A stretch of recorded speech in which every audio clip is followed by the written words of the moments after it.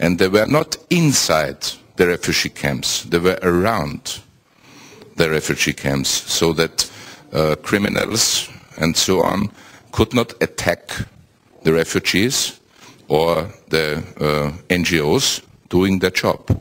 And it should be strictly divided, the tasks of the military and the tasks of the NGOs in humanitarian operations. This is, I think, the story of success for such missions.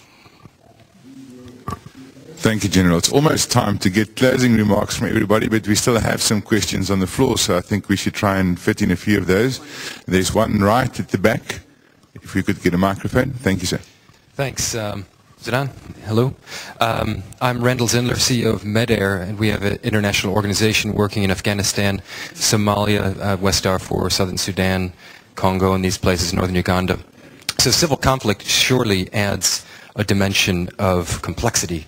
Let's not kid ourselves around that. It is different than natural disaster humanitarian response.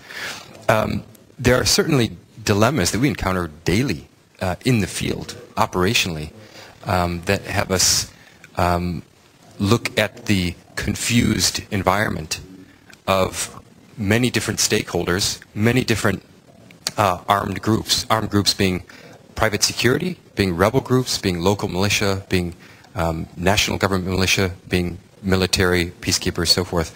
So, and we're in that whole mix.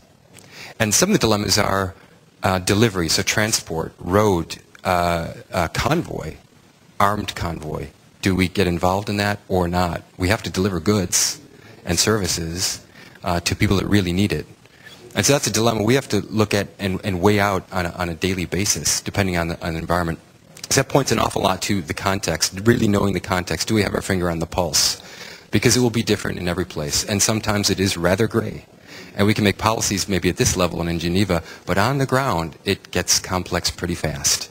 And so there, when the UN comes and asks for information about a certain area that we're working in, and we know, we have the information, we work there, we've been there for years, we're probably the best to know.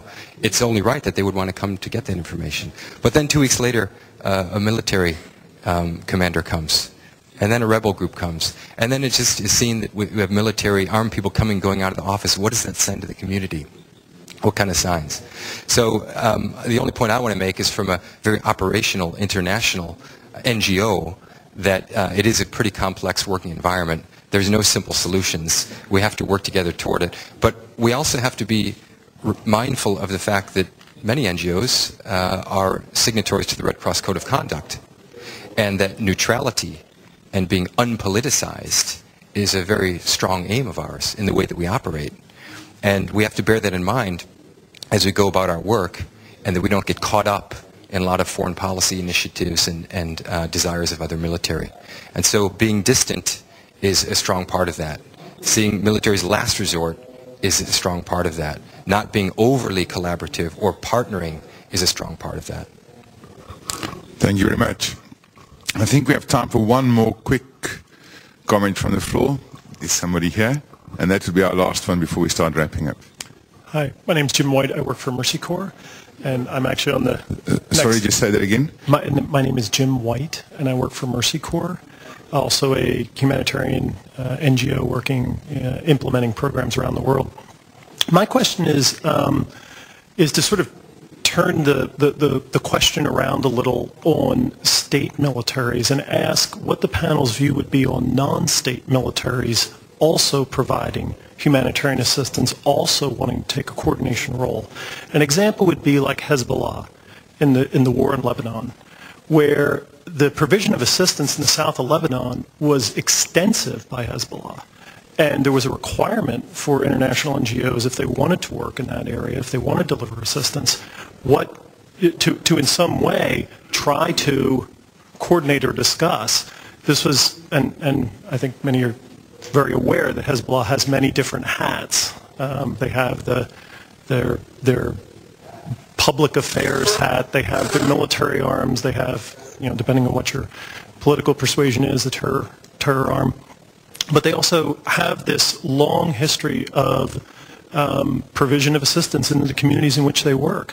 And the difficulties that NGOs often face is this issue of impartiality and independence when military actors are involved. So I'd like the panel's thoughts on how do they expect humanitarian assistance to work for and with non-state actor militaries? Thank you. Well, that is the last from the floor. I love it when the most difficult question comes right at the end, but I think I'm not going to give them a chance to respond directly. What I'll do is I'm giving each of the panelists 1 minute to make some closing remarks, and then they are more than welcome to, in the process, react to it. Let's do it in reverse alphabetical order this time, and for the sake of fairness, and start with the general first. 1 minute? Okay. Oh, 55 seconds, yes. My final statement is, I think neither Afghanistan nor the tsunami is a real good example for discussing the today's mission.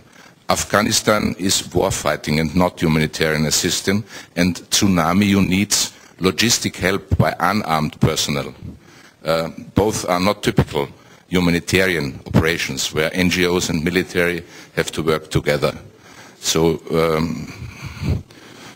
I think we shouldn't focus on this panel, on this event, to examples as Afghanistan or tsunami. They are not typical. Thank you.